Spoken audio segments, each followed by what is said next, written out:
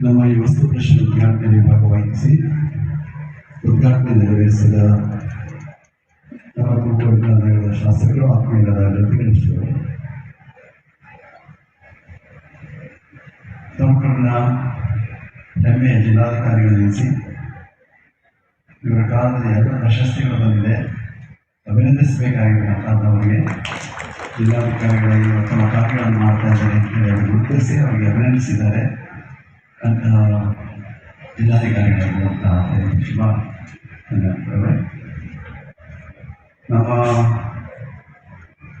ಸಂಸ್ಥೆಯ ಕಾರ್ಯನಿರ್ವಹಣಾಧಿಕಾರಿಗಳಾದಂತಹ ಶ್ರೀ ಜಯಗೌಡ ಸ್ವಾಮಿಯವರೇ, ವಸ್ತು ಪ್ರದರ್ಶನದ ಮತ್ತು ಹಳೆ ವಿದ್ಯಾರ್ಥಿ ಸಂಘದಲ್ಲಿ ಈ ಒಂದು ಸಕ್ರಿಯವಾಗಿ ತಮ್ಮನ್ನು ತೊಡಗಿಸಿಕೊಂಡು ಈ ವಯಸ್ಸಿನಲ್ಲಿಯೂ ಕೂಡ ಹುಡುಗರಂತೆ ಕೆಲಸ ಮಾಡ್ತಾ ಇರುವಂತಹ ಈ ಗಂಗಾಧರನವರೇ, ವಸ್ತು ಪ್ರದರ್ಶನ ಸಮಿತಿಯ ಎಲ್ಲ ಸದಸ್ಯರೇ, ಆತ್ಮೀಯರೇ, ಮಾಧ್ಯಮಗಳ ನಮ್ಮ ಸಿದ್ಧಲಿಂಗೇಶ್ವರ ಜಾತ್ರಾ ಮಹೋತ್ಸವಕ್ಕೆ ತನ್ನದೇ ಆದಂತಹ ಇತಿಹಾಸವನ್ನು ಪಡೆಯುತ್ತದೆ. 100 ವರ್ಷಗಳ ಹಿಂದೆ ಪರಮ ಪೂಜ್ಯ ಅವರ ಕಾಲದಿಂದ ಪ್ರಾರಂಭವಾದಂತಹ ಈ ಒಂದು ಜಾತ್ರಾ ಮಹೋತ್ಸವ ವರ್ಷದಿಂದ ವರ್ಷಕ್ಕೆ ಹಂತವಾಗಿ ಬೆಳವಣಿಗೆಯನ್ನು ಸಾಧನೆ ಮಾಡಿದ ನಮ್ಮ ಪರಮ ಪೂಜ್ಯ ಶಿವಕುಮಾರ ಮಹೇಶ್ವರವರ ಕಾಲದಲ್ಲಿ ಇದಕ್ಕೊಂದು ಸ್ವರೂಪವನ್ನು ಕೊಡುವಂಥ ಕೆಲಸವನ್ನು ಮಾಡಿದ್ರು. ಜಾತ್ರಾ ಸಂದರ್ಭದಲ್ಲಿ ರೈತರಿಗೆ ಅನುಕೂಲ ಆಗಬೇಕು ಅಂತ ಹೇಳಿ ಜಾತ್ರೆ ಎತ್ತಿನ ಕೃಷಿಯನ್ನು ಪ್ರಾರಂಭ ಮಾಡಿ ಏನು ರೈತಾಪಿ ವರ್ಗದವರು ತಮ್ಮ ರಾಸುಗಳನ್ನು ಕ್ರಯ ವಿಕ್ರಯ ಮಾಡೋದಕ್ಕೆ ಒಂದು ವೇದಿಕೆಯನ್ನಾಗಿ ನಿರ್ಮಾಣ ಮಾಡಿಕೊಟ್ಟು ಪ್ರತಿ ವರ್ಷವೂ ಕೂಡ ರೈತರು ನಮ್ಮ ಜಾತ್ರೆಯಲ್ಲಿ ಅತ್ಯಂತ ಸಂತೋಷದಿಂದ ಭಾಗವಹಿಸಿ ತಮ್ಮ ರಾಸುಗಳನ್ನು ತಂದು ಕೊಂಡುಕೊಳ್ಳೋದಾಗಿ ಮಾಡುವ ಕೆಲಸವನ್ನು ನಿರಂತರವಾಗಿ ಮಾಡ್ಕೊಂಡು ಬರ್ತಾ ಇದ್ದಾರೆ. ಈವನ್ ನಮ್ಮ ಕೋವಿಡ್ ಕಾಲದಲ್ಲೂ ಕೂಡ ನಮ್ಮ ಜಾತ್ರೆ ನೆನೆದಿದೆ ಅನ್ನೋದನ್ನೇ ಹೆಮ್ಮೆ ಪಡಬೇಕಾಗಿರುವಂಥ ಬೇರೆ ಬೇರೆ ಎಲ್ಲರೂ ಸ್ವೀಕರಿಸಿದ್ರು.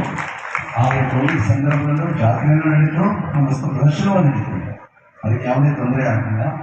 ಹಾಗೆ ನಮ್ಮ ಜಾತ್ರೆಯ ಒಂದು ಅವಿಭಾಜ್ಯ ಅಂಗ ಅಂದರೆ ದೇವರ ಉತ್ಸವಾದಿಗಳು ಒಂದು ಕಡೆ ಆದರೆ, ಧಾರ್ಮಿಕ ಚಟುವಟಿಕೆಗಳು ಒಂದು ಕಡೆ ಆದರೆ, ಈ ಒಂದು ಸಾಮಾಜಿಕ ಸೇವಾ ಕಾರ್ಯಗಳು ಕೂಡ ಬಹಳ ವಿಪುಲವಾಗಿ ನಡ್ಕೊಂಡು ಬರ್ತಾ ಇದ್ದಾವೆ.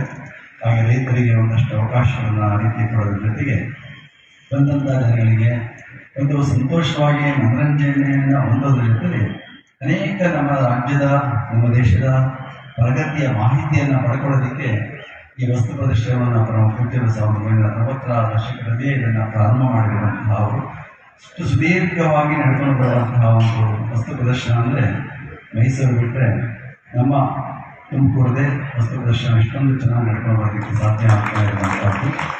ಹಾಗೆ ಇವತ್ತು ವಸ್ತು ಪ್ರದರ್ಶನ ಹಾಗೂ ಈ ಸಾಂಸ್ಕೃತಿಕ ಕಾರ್ಯಕ್ರಮದ ಉದ್ಘಾಟನೆಯನ್ನು ನೆರವೇರಿದೆ. 15 ದಿವಸಗಳ ಕಾಲ ನಿರಂತರವಾಗಿ ಹಲವಾರು ಚಟುವಟಿಕೆಗಳನ್ನು ಈ ರಂಗಮಂದಿರದಲ್ಲಿ ಕಲಾವಿದರಿಗೆ ಪ್ರೋತ್ಸಾಹವನ್ನು ಕೊಡುವಂತಹದ್ದು, ಸಂಗೀತ, ನಾಟಕ, ನೃತ್ಯ ಅವೆಲ್ಲಕ್ಕೆ ಅವಕಾಶವನ್ನು ಕೊಟ್ಟು ಕಲೆಯನ್ನು ಪೋಷಣೆ ಮಾಡೋದ್ರ ಜೊತೆಗೆ ಜನರಿಗೆ ಮನಸ್ಸಿಗೆ ಒಂದು ಆನಂದವನ್ನು, ಸಂತೋಷವನ್ನು ಮಾಡುವಂತಹ ಒಂದು ಕಾರ್ಯ. ಅಂದರೆ ಇಲ್ಲಿರುವ ಎಲ್ಲ ಮಳಿಗೆಗಳನ್ನು ನೀವು ನೋಡ್ಕೊಂಡು ಬರಬೇಕು. ಇಲ್ಲಿ ಗಂಡರು ಮಾತನಾಡಿದ್ರು, ಮಕ್ಕಳು ಪ್ರಾಯೋಗಿಕವಾಗಿ ಏನೆಲ್ಲ ಅವರು ತಯಾರನ್ನು ಮಾಡಿದ್ದಾರೆ.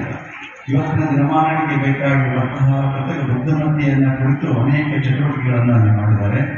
ಜೊತೆಗೆ ಅಲ್ಲಿ ನವೀಕರಿಸಲಾಗದ ಇಂಧನಗಳನ್ನು ಕುರಿತು ಉತ್ತಮ ಮಾಹಿತಿಯನ್ನು ಕೂಡ ಮಕ್ಕಳಲ್ಲಿ ಎಲ್ಲ ಪ್ರದರ್ಶನ ಮಾಡ್ತಾ ಇದ್ದಾರೆ. ಇವತ್ತು ಕಲಿಯೋದಕ್ಕೆ ಮಕ್ಕಳಿಗೆ ಒಳ್ಳೆಯ ಅವಕಾಶ ಕೂಡ ಇರುವಂತಹ ನನ್ನ ಪ್ರಾರ್ಥನಾ ಸಭೆಯಲ್ಲಿ ಹೇಳಿದ್ದೆ, ಮಕ್ಕಳಿಗೆ ನೀವು ವಸ್ತು ಪ್ರದರ್ಶನಕ್ಕೆ ಹೋಗಿ ಕಲಿಸ್ತೀವಿ, ಆದರೆ ಹೋದಾಗ ಸುಮ್ಮನೆ ಓಡಾಡ್ಕೊಂಬರೋದಲ್ಲ, ಪ್ರತಿ ಇಲಾಖೆಗೆ ಹೋಗಿ ಒಳ್ಳೆಯ ಮಾಹಿತಿಯನ್ನು ಕಂಡುಕೊಳ್ಬೇಕು. ನೀವು ಆರೋಗ್ಯ ಇಲಾಖೆ ಹೋಗ್ತೀವಿ, ಯಾವ್ಯಾವ ಕಾಯಿಲೆಗಳಿದೆ, ಟ್ರೀಟ್ಮೆಂಟ್ ಇದೆ, ಸರ್ಕಾರದಿಂದ ಎಷ್ಟೆಲ್ಲ ಸೌಲಭ್ಯಗಳಿದೆ. ಇವತ್ತು ನೋಡಿ ಎಷ್ಟು ಆರೋಗ್ಯ ಇಲಾಖೆಯಿಂದ ದೊಡ್ಡ ಉಪಯೋಗ ಇದೆ, ಎಲ್ಲರಿಗೂ ಸೌಕರ್ಯಗಳಿದೆ, ಅದರ ಉಪಯೋಗ ಹೇಗೆ ಪಡ್ಕೊಳ್ಬೇಕು ಅನ್ನೋದು. ಇವತ್ತು ಕೃಷಿ ಇಲಾಖೆಗೆ ಹೋಗ್ಬೇಕು. ಇವತ್ತು ಕೃಷಿ ಅತ್ಯಂತ ಮುಖ್ಯವಾಗಿರುವಂಥದ್ದು ನಮ್ಮ ದೇಶದ ಬೆನ್ನೆಲುಬು ಕೂಡ. ಅಷ್ಟೇ ಅಲ್ಲ, ನಾವೆಲ್ಲ ಇವತ್ತು ಬದುಕ್ತಾ ಇರೋದೇ ಕೃಷಿಯಲ್ಲಿ. ಎಷ್ಟೇ ಇವತ್ತು ವಿಜ್ಞಾನ ಬೆಳೆದಿದೆ, ತಂತ್ರಜ್ಞಾನ ಬೆಳೆದಿದೆ, ಅದೆಲ್ಲ ಪೂರಕವಾಗಿ ಕೃಷಿಗೆ ಪೂರಕವಾಗಿರುವಂತಹ ವಿಚಾರಗಳು. ಆದರೆ ಕೃಷಿ ಇಲ್ಲದೆ ಬದುಕಕ್ಕೆ ನಾವು ಸಾಧ್ಯವೇ ಇಲ್ಲ. ಹಾಗೆ ಇವತ್ತು ಕೃಷಿಯಲ್ಲಿ ಕೂಡ ಅನೇಕ ಬದಲಾವಣೆಯಾಗಿದೆ.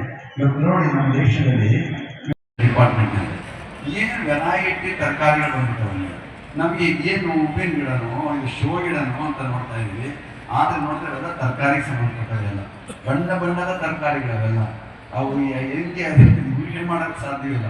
ಕೆಂಪು ಬಣ್ಣ, ನೀಲಿ ಬಣ್ಣ, ಹಸಿರು ಬಣ್ಣ, ಬೇರೆ ಬೇರೆ ರೀತಿಯ ಬಣ್ಣದ ಎಲ್ಲ ತರಕಾರಿಗಳನ್ನು ತುಂಬ ಚೆನ್ನಾಗಿ ಬಳಸಿರುವಂತಹ ಅವರು ಆ ಮಾಹಿತಿಯನ್ನು ನೀವೆಲ್ಲ ಪಡ್ಕೊಳ್ಳೋದಕ್ಕೆ ಎಲ್ಲ ಕೂಡ ರೈತರಿಗೆ ಅನುಕೂಲ ಆಗುವಂಥದ್ದು ಮತ್ತು ಪಶುಪಾಲನೆಯ ಬಗ್ಗೆ ವಿಚಾರವಾಗಿ ಕೂಡ ಬಹಳ ವಿಶೇಷವಾಗಿ ರೈತರಿಗೆ ಬೆಂದೆಲ್ಲವೂ ಕೂಡ ಪಶುಪಾಲನಾ ಡಿಪಾರ್ಟ್ಮೆಂಟ್ ಇದೆ ಅಲ್ಲಿ.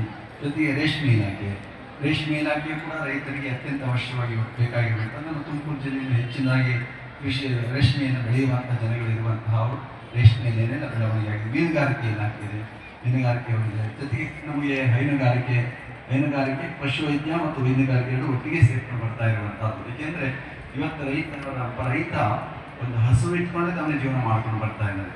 ಒಂದು ಹಸುವನ್ನೇ ಸಾಕು ಮಾಡಿ ತನ್ನ ಮಕ್ಕಳಿಗೆ ವಿದ್ಯಾಭ್ಯಾಸವನ್ನು ಕೊಡ್ತಾನೆ. ಅಷ್ಟು ಇವತ್ತು ಚೀನಾಕ್ಕಿಂತಲೂ ಹೆಚ್ಚು ಭತ್ತ ಬೆಳೆಯುವಂತಹ ಒಂದು ದೇಶ ಅಂದರೆ ಅದು ನಮ್ಮ ಭಾರತ ಅಂತೇಳಿ ನಾವು ಹೆಮ್ಮೆ ಪಡ್ಕೊಳ್ಬೇಕಾಗಿರುವಂಥದ್ದು. ಹಾಗೆ ಇವತ್ತು ಕೃಷಿ ಇಲಾಖೆ ನೋಡಬೇಕು ಮಕ್ಕಳನ್ನೆಲ್ಲ. ಇವತ್ತು ಅನೇಕ ಮಕ್ಕಳಿಗೆ, ಪಟ್ಟಣದ ಮಕ್ಕಳಿಗೆ ಆಹಾರ ಏನು ಬೆಳೀತಾರೆ ಅಂದರೆ ಗೊತ್ತಿಲ್ಲ ಅವರಿಗೆ.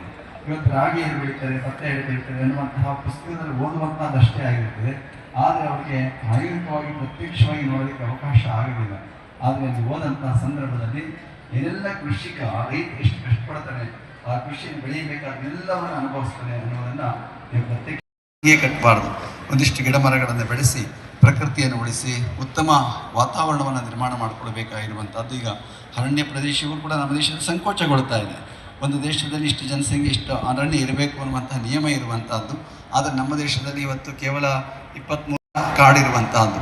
ಅಷ್ಟನ್ನಾದರೂ ಉಳಿಸ್ಕೊಳ್ಳುವಂಥ ಪ್ರಯತ್ನವನ್ನು ಪ್ರತಿಯೊಬ್ಬರು ಮಾಡಿ